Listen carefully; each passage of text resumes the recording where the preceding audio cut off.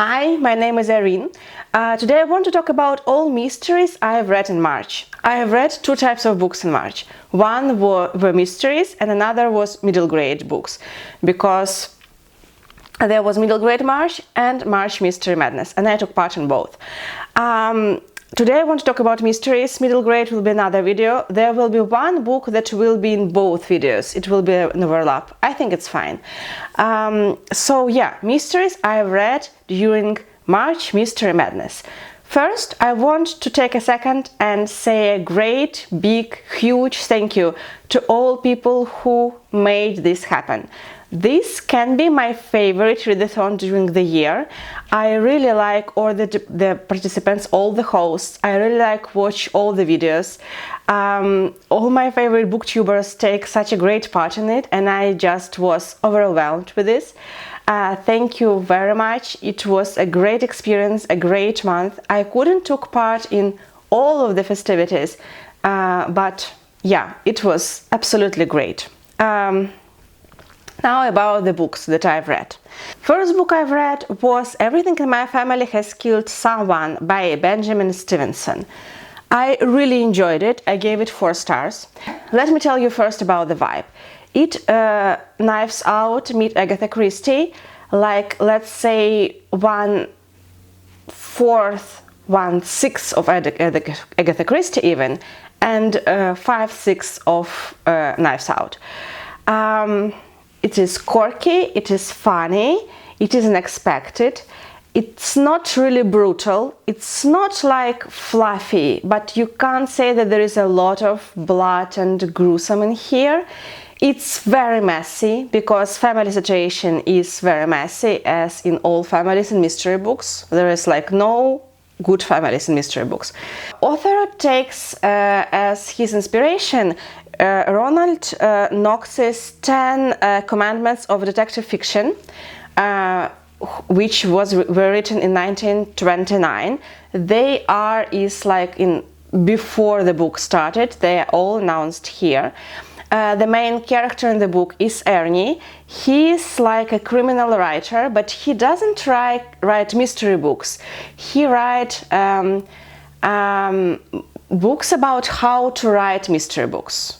Small books about the genre, about the anthologies of the genre maybe, and the way you can write a mystery book.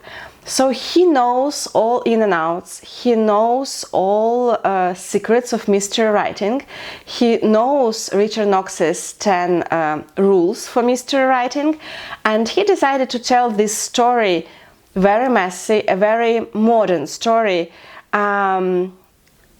in a way Agatha Christie can write it, or at least let's say they have similar rules for their mysteries, which is actually very fun. At the beginning, in the prologue, he's telling you that yes, everyone in his family killed someone. Not all of them are bad people. Some of them are unfortunate, some of them are dumb, some of them are bad. And everyone means everyone, even the ones who is telling you the story. He's telling you about Knox's commandment, and that he wrote everything inside these rules. And at the prologue he tells that if you are here for the gory details, deaths in this book either happen or are reported to have happened in. Now I'm reading from my Kindle. Chapter 1, Chapter 5, Chapter 8, there is a two-fer in Chapter 10 and a hat trick in Chapter 11.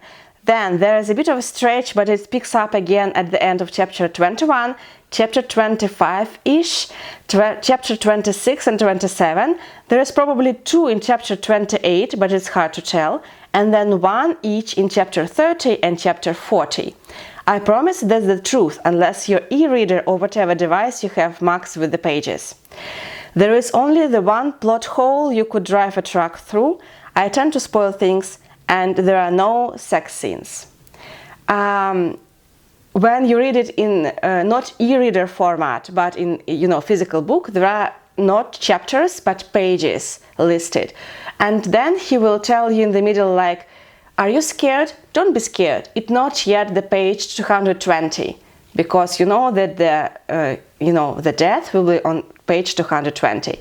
So there is this House of Cards, Kevin Spacey talk to you, like, fifth wall, through the book, straight to the reader. And I really like this tone. It's like a sarcastic, but also like a wink. Yeah, we both know the rules, because we both are mystery readers. You know the rules, right? So here are the rules in my book, and here how you will play with it, and here where I will trick you. And this is really nice to have this dialogue with the author. It makes this book like meta. It makes this book a great book for mystery lovers. And yeah, it was just a great experience, very fun. Why 4 stars, not 5? A little bit too messy and quirky for me, and a little bit too Knives Out. If you like Knives Out, it will be a 5 stars, an easy 5 stars. If you more like slow, usual golden age mysteries, then 4 stars is still great, yeah? So it was a 4 star for me, but I still highly recommend. It's one of the best, modern mystery books that are actually very readable for people who used to Agatha Christie. So here you go. I'm sorry about my voice. I'm got a cold, I'm on antibiotics now, and I'm really want to cough all the time. So sorry about my voice. Then I read an audiobook called Treachery by Charles Todd. This is 7th in Inspector Jan Rutledge mysteries. I gave it 3 stars. I didn't really like the mystery in here. It wasn't satisfactory for me.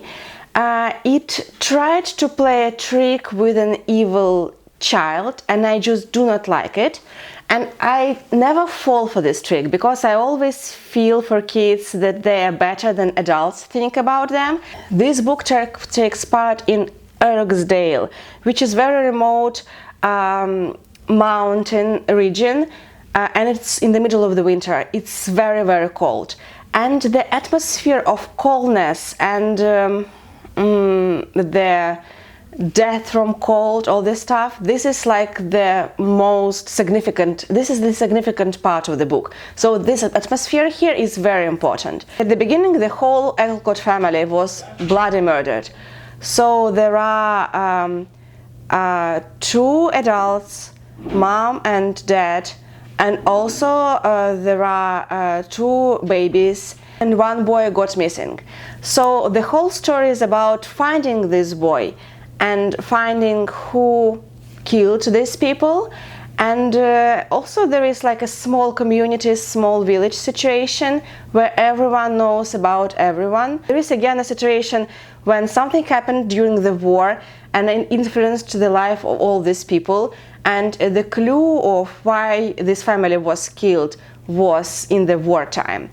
Also there is like a beginning of love story for Jan Rutledge, but I didn't believe in it really, and I didn't like the supposable love interest. I'm not sure there will be love interest, but it's like coming to it. And I just didn't enjoy this book as much as previous, but it's a good book still. Just 3 stars, maybe not the best for me in this series, but still very, very good. A little bit too bloody and a little bit too... The atmosphere is very dark and very cold, and it's great, but also maybe a little bit too much for me. Then I've read the book that I made a separate video about. This is The Appeal by Janice Hallett. This is a 5-star read for me. I really like this book. This is a unique murder mystery told in I'd say in memorabilia, in emails mostly, but also in chats and some papers that were found. This is a story about one theatrical group which welcomed 2 new people in town, and they began to work on this play, and directors little granddaughter became sick with brain cancer, and they began the appeal to gather the money for this new innovative American drug that you can't find in UK, and you need to buy from the provider itself. And there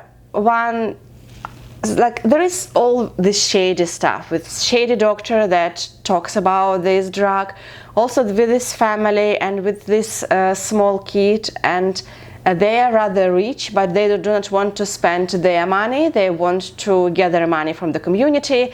Also, there are a lot of communication within the people in this theatrical group, and there are their relationships which can be very strange, let's say that. There is one character with the arc from very like friendly and chatty and like your dear auntie, and up to the most stalker, darkest side. I really like this book. I highly recommend it. This is the most unusual mysteries, but also very it's great. It's written in a great way. It's innovative. It's something very new, but also the mystery itself holds your attention and picks up all the ends. Liked it, loved it, gave it 5 stars. The best book I read this month. So yeah. The next mystery book I read was The Body on the Bayou by Byron.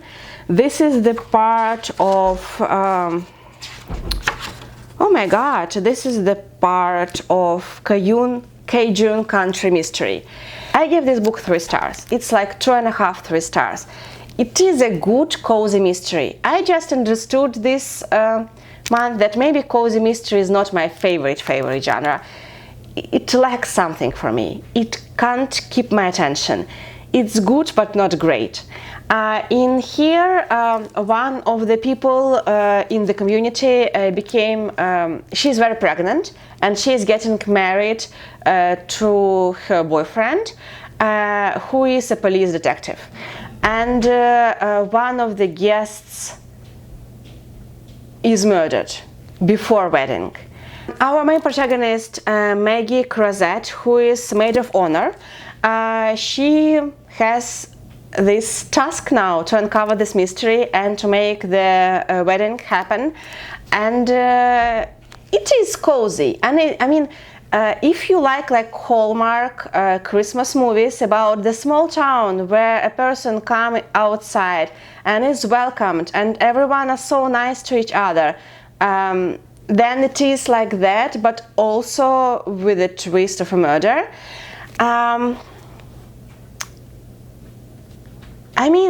I can't say that I will still read these mysteries.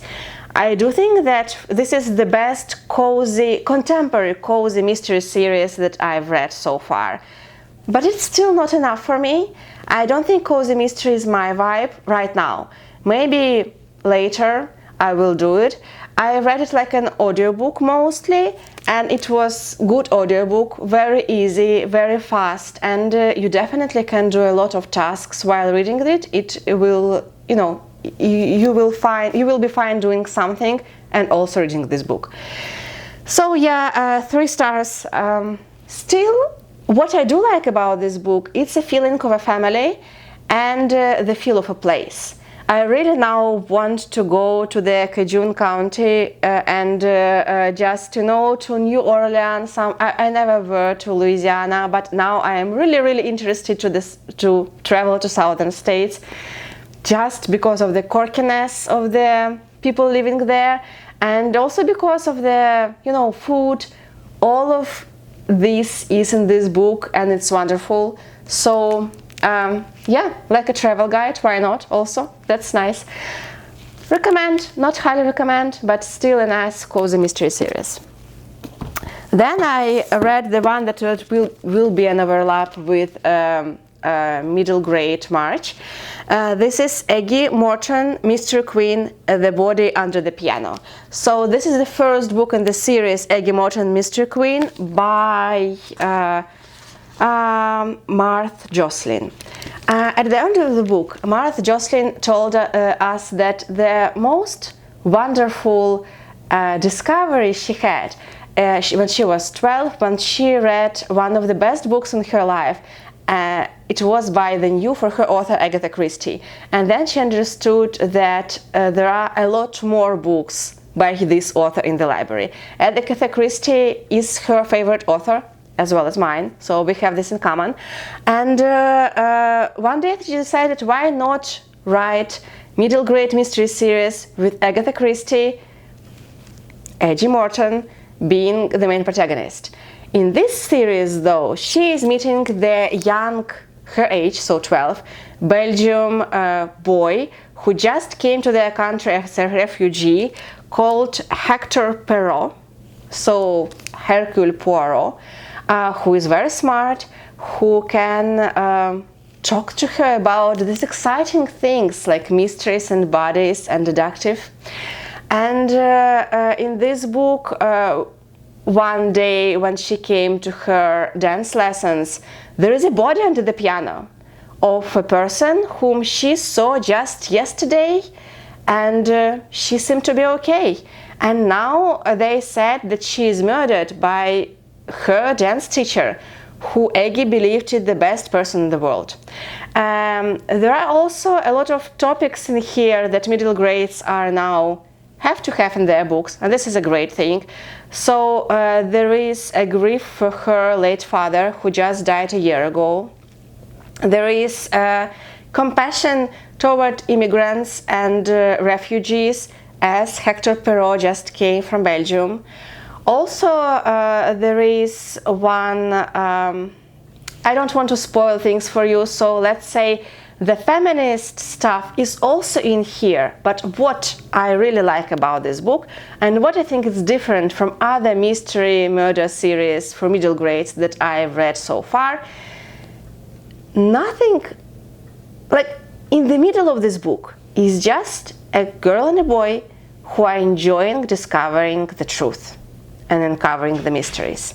All other stuff that has to be in middle grade books are around the plot, not disturbing the plot, not doing a lot more to tell about how corsets are wrong or how there is important for women to vote, which, for example, in Enola Holmes disturbs me a lot, because like 2/3 of this book is about some feminist stuff and 1/3 is a little bit about mystery.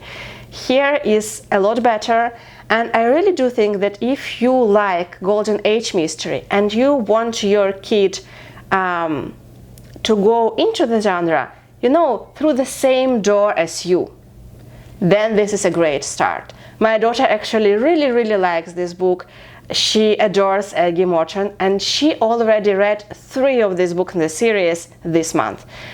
So I think it's a great mystery series. I gave it 4 stars.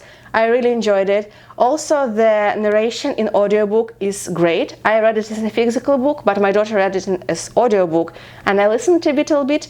Hector Perot talks with accent, and it's wonderful. It's a beautiful book. So if you at least want to try middle grade mysteries, or if you are into middle grade mysteries, then read this.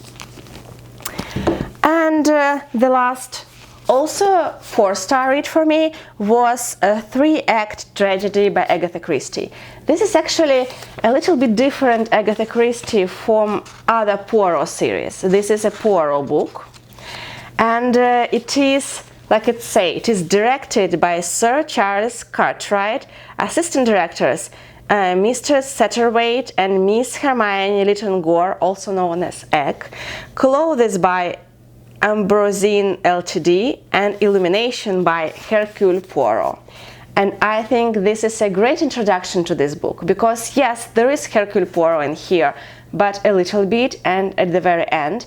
The biggest part of investigation is done by Mr. Charles Cartwright and Mr. Satterthwaite, which I think was great. I enjoyed like looking through their eyes onto this. So at the beginning of this book, Sir Charles, he is an actor who is now do not act. He retired, he lives at home, he is bored, he threw this house party. And there are 13 guests, and because of that also he is, the woman who is like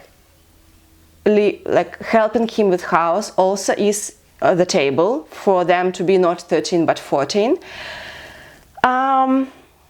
One guest died, and he was like the most peaceful man, and everyone thought that it's like he's just older, he died.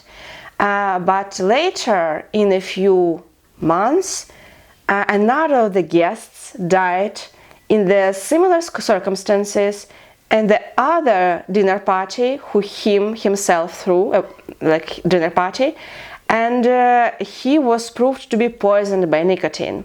So that's where the investigation begins.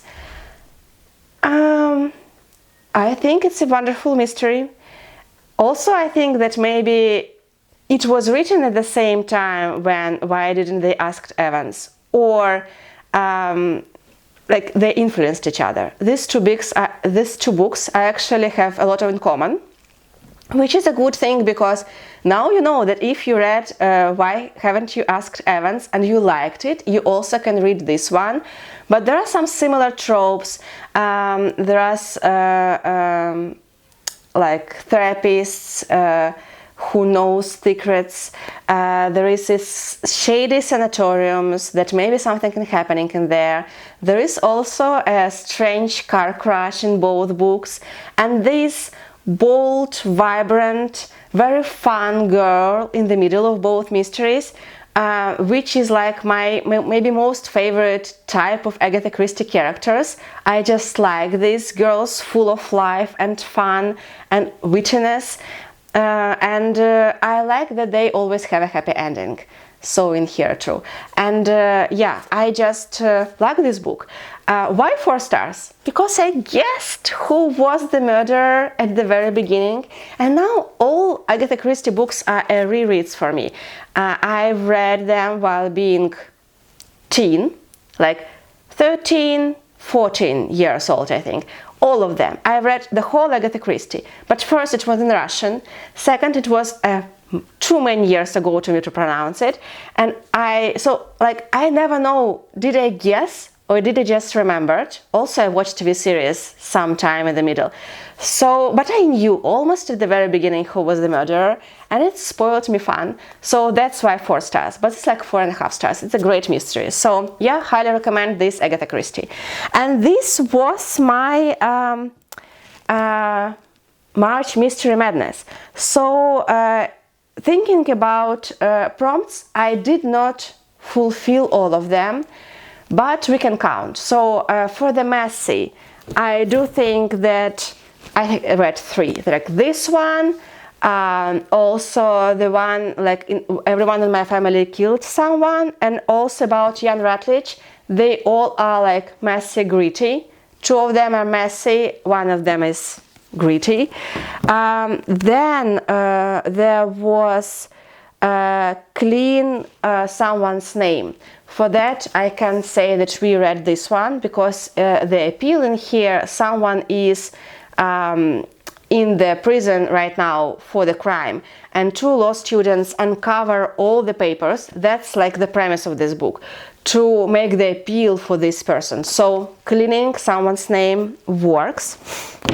And then we had, we needed to read some Rinse. There was Rinse, so there was some fluffy mysteries, or Golden Age mysteries. So for that I think these 2 can count. This is too fluffy for me to like it, and this is a middle grade. What can be more pure and clean than this one? I really like this one actually, so yeah. And about reread, I just don't know, like there was a repeat, yeah, so reread. All Agatha Christie can count like a rereads for me, so this one sure is. Let's say that.